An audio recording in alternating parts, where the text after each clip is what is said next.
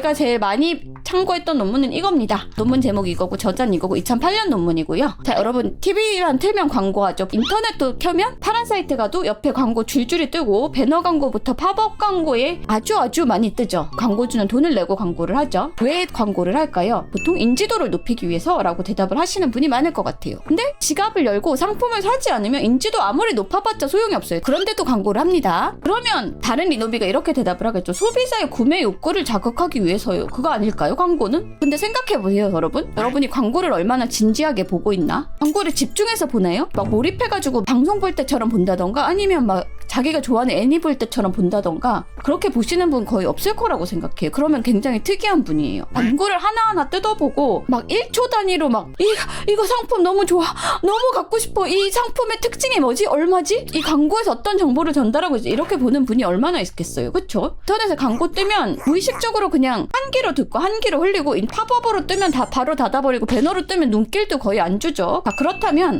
광고를 왜 할까? 이 논문이 그거를 규명한 논문입니다. Mirror, mirror on the wall, enhanced in self-recognition. 광고의 준정한 의미는 단순 접촉 현상에 있습니다. 인간은 친숙한 대상에 안도감을 느껴요. 예를 들어가지고 마트 선반에 상품 A랑 B가 있으면 여러분은 광고로 접한 브랜드를 아무래도 사게 될 확률이 높습니다. 이런 심리는 굉장히 긴 진화 과정에서 형성된 본능입니다. 어쩔 수가 없어요. 본능이에요. 보다 보면 정든다는 말은 본능이에요. 왜냐하면 한 번 본 대상이 나한테 파괴적으로 영향을 줄지 아니면 좋은 영향을 줄지 그거는 경험으로 알게 되는 거잖아요. 근데 내가 만약에 살아있어, 아직 죽지 않고 살아있으면 그 대상은 나를 잡아먹거나 공격할 대상이 아니라는 거죠. 그래서 나를 잡아먹거나 공격할 대상이라면 접촉하는 순간 피해자가 되었겠죠. 그런데 아무 피해 없이 멀쩡하게 살아있으면 그 대상을 안전하다고 볼 수 있기 때문에 낯선 대상보다는 친숙한 대상에 안도감을 느끼고 높은 점수를 주는 심리가 생겼고, 이 심리가 생존에 유리하기 때문에 진화 과정에서 여러분 뇌에 그런 회로가 깔리게 됐다라는 거예요. 이 진화론적으로 보증된 심리를 광고가 이용하는 겁니다. 그래서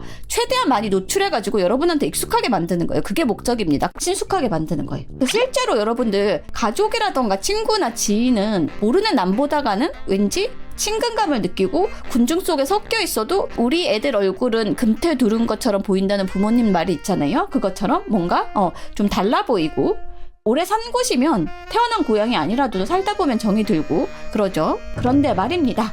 여러분한테 가장 익숙한 대상이 뭐냐고 물으시면 바로 여러분 얼굴이에요. 여러분 얼굴이 가장 익숙한 대상이에요. 결국은 여러분한테는 매일 거울을 보시면 뚜둥 하고 나오고, 셀카를 찍으면 뚜둥 하고 나오고, 지하철 타고 출근하고 있으면 거기 유리에 비치는 것도 여러분 얼굴입니다. 그래서 단순 접촉 현상으로 가장 많이 조우하게 되는 거는 여러분의 얼굴이라는 거예요. 그러면 어떻게 되죠? 익숙하게 되죠? 그러면 높은 점수를 주게 됩니다. 본인 못생긴 거 덜 생긴 거 몰라요. 그래서 몰라요. 핵심은 주관적인 평가와 객관적 평가의 점수 차이가 있습니다. 미국에서 있었던 연구인데 이제 참가자들한테 얼굴 사진을 차례차례 보여주고 점수를 매겨달라고 부탁을 했어요.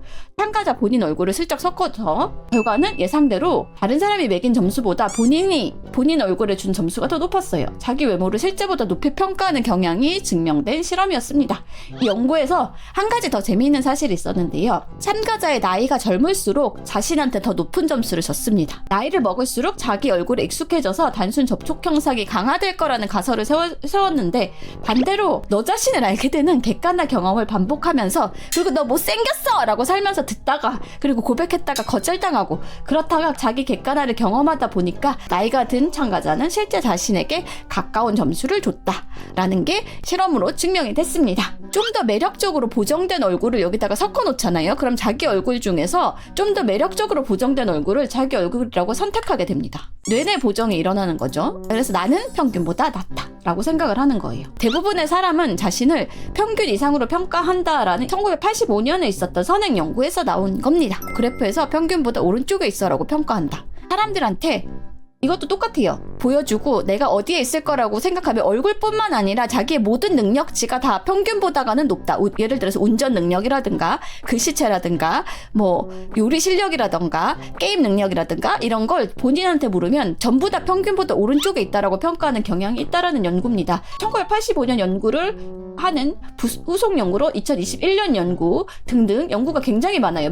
보세요. 이거를 뭐라고 평가하냐면 환상적 우월감이라고 설명을 합니다. 거울에 공작새가 보이는데 사실은 칠면조야. 참가자에게 자신의 사진과 목소리, 그 다음에 본인이 쓴 글, 프로필 등을 제시하게 하고 동일 조건에서 타인의 결과물도 함께 제시하면 익명 무작위 조건임을 강조하고 선호도를 평가해달라고 해요. 그러면 실제로는 거기에 남들 것만 있는 게 아니라 내 거가 섞여 있고 그러면 사람들이 유의미하게 통계적으로 자기께 좋다라고 뽑거든요. 그러면 나는 객관적으로 평가해서 이게 좋았어요 라고 사람들이 대답합니다. 근데 외부 평가자 제3자의 블라인드 평가와 비교하면 오히려 과대평가됐다라는 연구가 있어요. 여기서 인용되는 수치가 평균 30에서 35%라는 수치가 나오는데요. 나는 쫄인데 폰이나 비숍으로 보여.